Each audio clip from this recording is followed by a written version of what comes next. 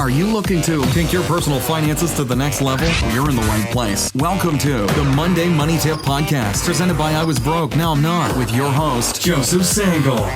Well, welcome to the Monday Money Tip Podcast, presented by Fully Funded Life. My name is Joseph Sangle, and we are fired up to help you, yes, you, live your fully funded life. What is a fully funded life? That's being able to do exactly what you've been put on earth to do, regardless of its cost, or watch this, or of its income potential.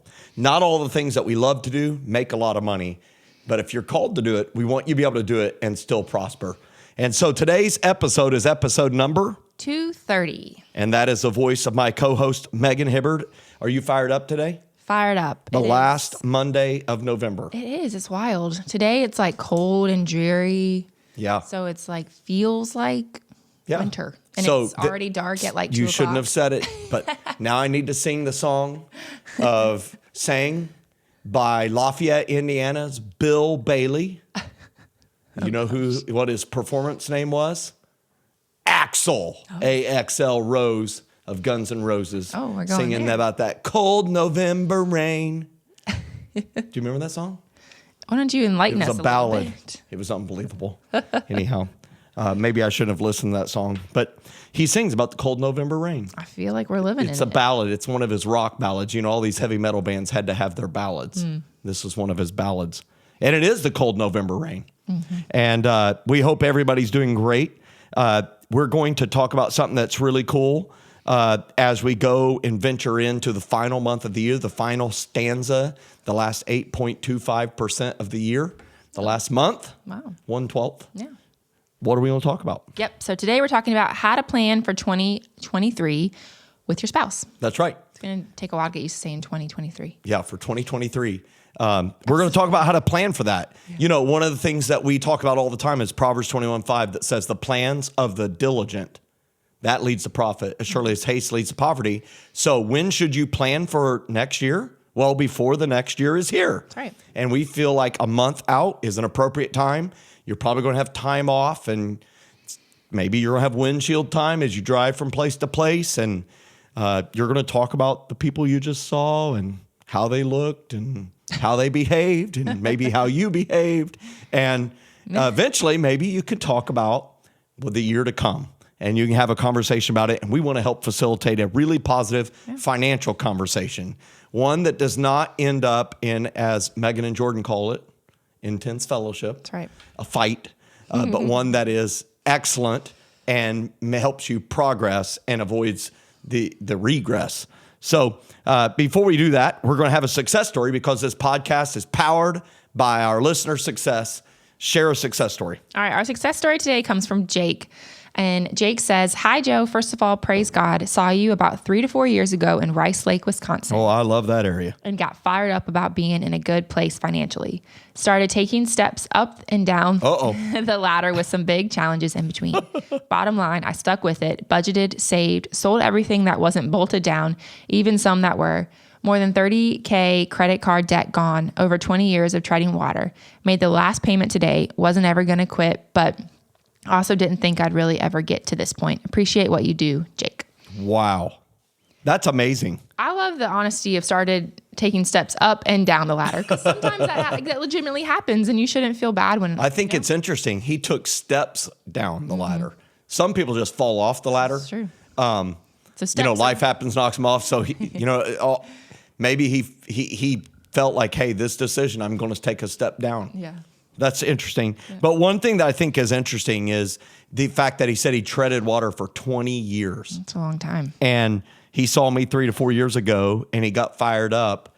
And it tells me he knew some of the things to do, but for some reason, the energy, the inspiration was a catalytic moment. And maybe, just maybe, one or two of our tools, as he said, he budgeted, he saved, and he broke up with his stuff. He sold everything that wasn't bolted down and some that were. I would love to know the things that were. What are some things that you have bolted down in your house? Think about that. I don't know if I have too many things bolted down. So, I'm trying to think now. Taking the floorboards with it. Do you have anything bolted down at your house? I'm sure. Maybe a safe? Yeah, your big safe? I don't know. Some people bolt down a big piece of furniture so the kids won't use it as stairs, so they fall down on them. You hear about that happening with kids? We have Logan's dresser bolted to the wall. So it's bolted. It's bolted over. It's not bolted down. It's bolted over. Bolted over, yeah. It's bolted over. I've never heard that description ever, but that makes my day complete. Things I guess maybe things should be bolted down. Yeah. Why did you bolt over his dresser so it won't fall down on him? Yeah. For safety. Well, okay. If you've ever gone to IKEA, they are very particular about bolting down things, like specifically dressers. They won't even let you enter the dresser aisle, like to go actually pick up your dresser from the warehouse until you like sign a consent form saying like, I will bolt this, or I understand the risk of not bolting it. Like, I think they've had a lot of. I know me and my twin we did it and had him fall over on us multiple times and had to be rescued. I'm sure. I know for painful. a fact. I don't remember it being painful. I just remember saying, depends on how much clothes you have. Help, I can't get up. And I had a twin, so we made quite a ruckus, and no one could ignore that, and we were saved. Kids of the 70s growing up. There you go. Get fired up. All right. Well, Jake, congratulations. We're so fired up for you. And now that we have success, the podcast is fully fueled up. It's energized. We can carry on. So remind everybody what we're going to talk about today, and then let's dive in, help some people. Yeah, so today we're talking about how to plan for 2023 with your spouse, or if you don't have a spouse, how to plan for 2023 by yourself or with a friend or budget buddy. We should budget buddy. Can we trademark that? Yes. You need a budget buddy. A budget buddy. It sounds good. It does sound good. Yeah. I mean, if you're not married, if you're married, it could be your budget buddy. Your budget buddy. Budget buddy. Yeah. Well, maybe if people can let us know. Is that trademarked? If not, we're budget buddy trademark. definitely TM. taking it. Yes. Right. TM owned by Megan Hibbert, all rights reserved, 2022.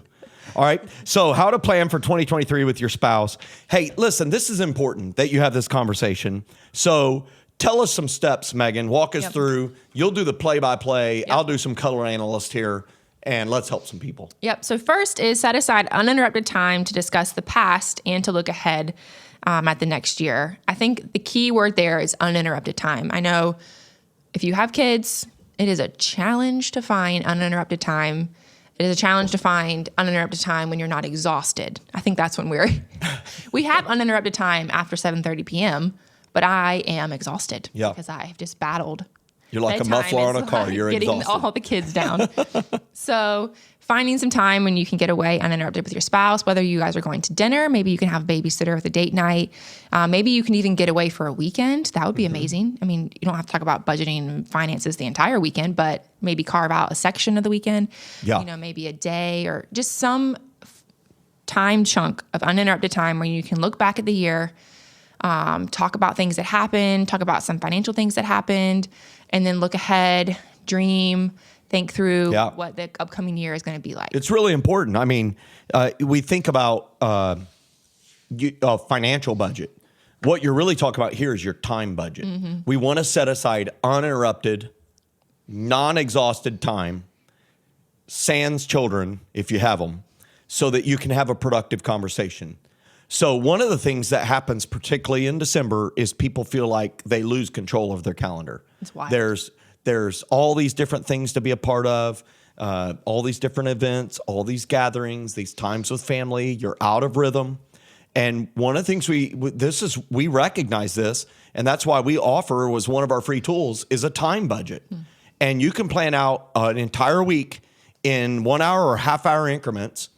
And if you feel like the last few Christmas seasons, the December seasons have been completely out of control, hey, we really encourage you, go print that out. We'll leave a link to it in our show notes where you can print it out. And what we always say is start by putting what's most important to you on the calendar. And the things that you say are important, the things that you want to be important and valued, and let one of those things be uninterrupted time with my spouse to plan financially and put a couple hours in there. And, this uninterrupted time to discuss the past year is really important. What were you able to accomplish in 2022? You had inflation happen in a big way. We had a midterm election happen. We had growing demand for people to be employed, great underemployment, and a lot of people changed jobs. A lot of people moved. You know, what happened in your life? What happened over this past year? What did you do well?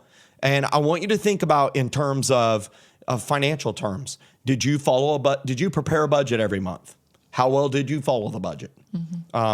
Did you use cash envelopes like you wanted to so that you didn't overspend? Let's talk about it. I'm going to go there.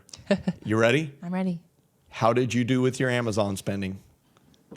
I just cannot get over how tall easy they make is it. a stack of smiley boxes, right? I love when a smiley box appears It's in my so door. good. It's so good. It's a miracle. I love it's tracking miraculous. them. Oh, he's 7 stops away. Yeah, It's great. it's really amazing. In fact, you know, with the time change that happens, I had my Amazon driver show up at midnight the other night. I was like, what is he doing here at midnight? It was 6:30. Oh, I believe it. It felt like it. midnight. But anyhow, you know, it's time to review that. Hey, listen, think about your retirement accounts, your 401k, or did you contribute the amount that you wanted to? Because you have time now to make up contributions before the end of the year, and it will count, you know, of course, for your tax season next year, and you can hit your goal. In fact, for things like a Roth IRA or regular IRA, you can contribute all the way up to April 15th next year for your 2022 tax season. But that's just really important that you take this uninterrupted time. Hey, think about your other things. Debt. Did you hit your debt goals for the year? Did you reduce debt like you wanted to? Did you avoid debt like you wanted to? Not did you hit the amount of debt you wanted to. No. When you can hit a debt going down. Hey, we had $10,000 debt. We wanted to get down to $5,000. Going down is great. Did we get down to that? Well, I mean, some people are If you bought a investors. house, though, Some you people would've want to gone up. become millionaires in debt if true. they're investors in real estate or It's true. something. It's true. It just sounded funny. It does sound funny, actually. It's definitely, you know, maybe not approved by Dave Ramsey. No. But here's what I would just say. Take that uninterrupted time to discuss that past year. And then along the way, you have this pivot to start to look ahead. 2023. Yep. All right. So make sure you're also, this is another thing, spending some time dreaming about the future and specifically the next year. So a lot of times you have goals. I want to accomplish this goal in the next year, but you have 5-year, 10-year goals that you aren't necessarily going to accomplish in 2023, but you're going to save to try to get to those goals. So I want to go to the Maldives or Bora Bora. I don't care. Either one. I would take it. I think it would be amazing. But that's not going to happen next year. It would be a long-term goal. Or like Jordan wants to buy a truck. I really want to. Go, Jordan. I know. I want to get him one so bad. But 2023 is not going to be the year, but maybe 2024. So starting to save for that and work towards that. So it's not a goal that happens in 2023 specifically, but in order for it to happen in 2024, maybe we'll get lucky and happen in 2023, but we have to save in 2023 for it to happen. I like a phrase you just said. You said maybe we'll get lucky. And I love the one statement that I don't know who said it. Says it seems the harder I work, the luckier I get. So you guys are working hard, so you tend to become more lucky. That's awesome. But it is important. That is the step. That's when you start to look ahead as you dream about the future and specifically for next year. So I'm just encouraging you and your spouse to dream. What you know, as Megan was talking about, you have your bigger dreams that maybe 5-10 years off. What is the mid steps you want to achieve in 2023? And then are there any things you want to specifically complete in 2023? And that's really important. So it starts with your plans, hopes, and dreams. That's why it's rung one of the ladder. You're adding to that list. You're modifying that list. You're taking things off the list. Maybe your life has changed. You have shifts in your plans, hopes, and dreams. You're updating that. So this should not be a conversation that you're dreading. This should be a conversation that you are looking forward to, that energizes you, that, hey, maybe you've had a tough year. Hey, it's an opportunity to celebrate that we made it. Yeah. And to say, hey, what are the pivots, hey, that we could make in this next year so we can get back on track, get back climbing up this ladder. And then we want to make sure you set, you know, after you've set these plans, hopes, and dreams, the Maldives, the Bora Boras, you know, at 20 years, you know what happens with our team members? right? I know. When you work with us for 20 years, you go somewhere that makes me jealous. Yeah. Both of those make me jealous. Maybe we should. So, I'm at 8. You're at 8. Maybe we should do something fun at 10. Maybe we should do something fun at 10. Yes, you get a free trip to the Jockey Lot. It's amazing. If you've never been to Jockey Lot in Anderson, it's very special. You can buy an ancient, you can buy an ancient lost sunken treasure there, I'm sure. A chicken. An endangered white rhino and a chicken.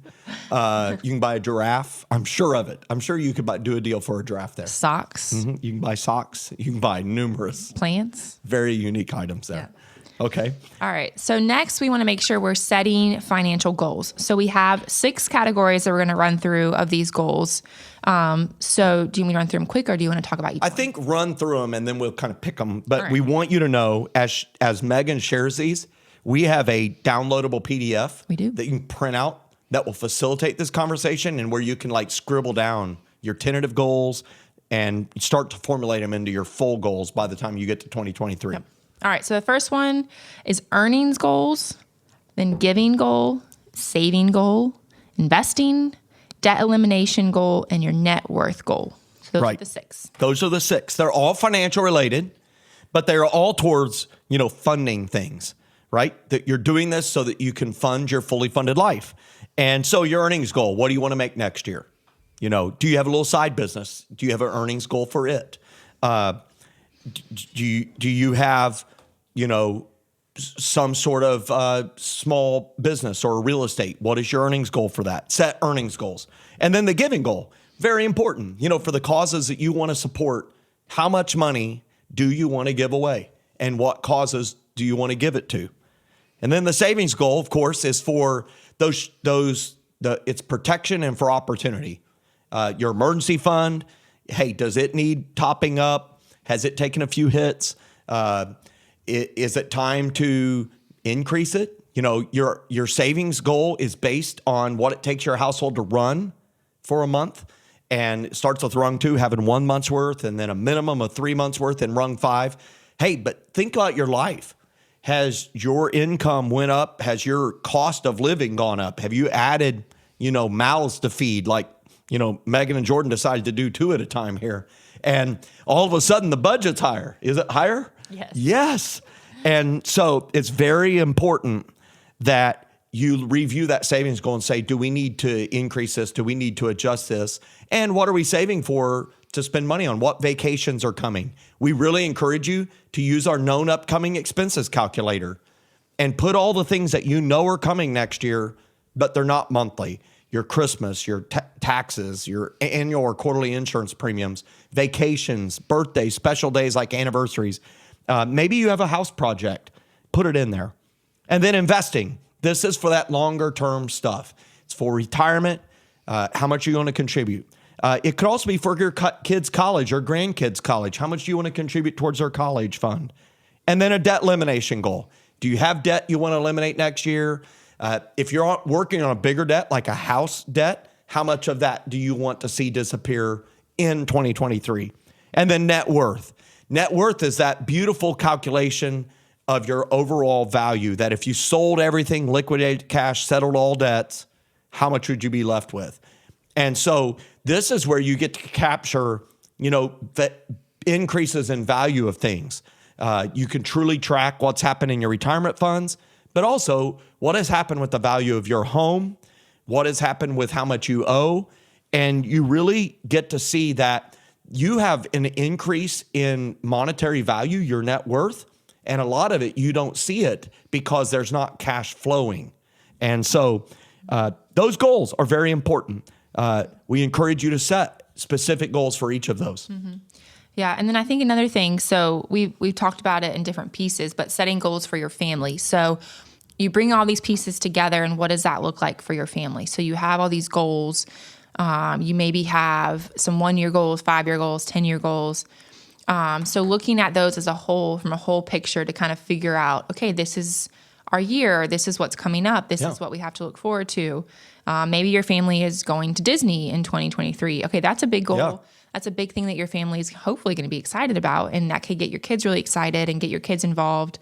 or, maybe you have a big vacation or you're, something like that big that your whole family can get involved. So you're setting goals together and, talking about it. Maybe your kids have a goal that you don't even know about that they could start, if they're in middle school or high school, they could start saving and getting involved in that too, in the process of that. And maybe they want to reach a big goal this year. Yeah. So involving the whole family, setting goals.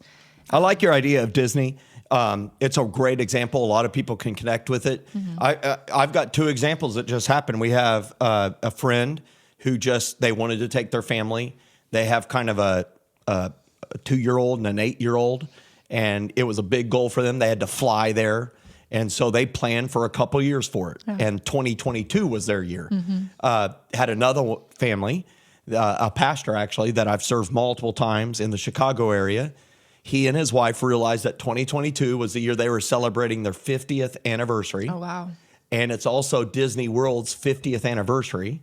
That's amazing. And so they decided that they wanted to take all their family, their kids and grandkids, to Disney for their 50th. Wow. And so a couple weeks ago, I got to see all those pictures rolling in of them celebrating this achievement of this goal. And so I think that's really good. Setting goals for your family is really important as you're planning for 2023. Yep. And then also make sure, we've hit on this a little bit, but just to drive a point home, make sure you're reviewing your budget from each month to see if you need to make major changes. So maybe, like for us, the twins were born in April. So now in our budget coming up, birthday occurs in April for the twins. That's something that didn't happen last year. We didn't buy them birthday presents. We were in the hospital, and so it's like something like that. Maybe something major happened. Maybe you became an aunt or uncle for the first time. And so maybe you're adding that into your budget. Maybe you bought a new house, and I don't know, maybe it's just unexpected expenses that didn't occur that are now occurring in the next year. You may have added another vehicle. You may have another driver in the family. Your insurance changed. You may have dumped the driver. Yeah. I dumped the driver off my insurance. My 23-year-old is on her own insurance. Yay. Hallelujah. Do you know what happens to your insurance when you drop a 23-year-old? I'm sure it goes down drastically. Wow. It cut it in more than half. Because your other 2 are not driving. My other 2 are not driving yet. Meanwhile, I have a twin, and his first one just started driving. And every 2 years, he's adding another one. Okay. At one point in time, there's a good chance he's going to have 3 in college and 4 in cars. And I am fired up to watch that happen. That is awesome. But you got to review that budget because tweaks. And so, I don't know how you guys use your budgets, but we have all these free budget tools on our website. I use our annual budget by month. And I always am looking ahead at least 12 months.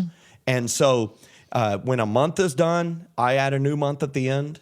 I copy what just happened, put it up there. And I'm always looking ahead 12 months at a minimum because that gives me visibility and that allows me to plan and that helps me become diligent. And the Bible does not lie that plans with diligence, that leads to profit. I would like profit. How about you? Yes. Everybody listening wants profit. And so that's what we're trying to get you to do. Literally, I'm just going to admit it. I'm going to admit it. Finally, can I admit on episode 230 what we're really trying to do? Yeah. We're really trying to get all of you to become nerds. That's really what we're trying to do. We want you to all become nerds, weirdos who plan because the plans of the diligent, that's what leads to profit. And most people don't have plans. And many who do have a plan are unrealistic. They lie to themselves and they can't be diligent with it. We want it to be different for you. We want it to yield profit.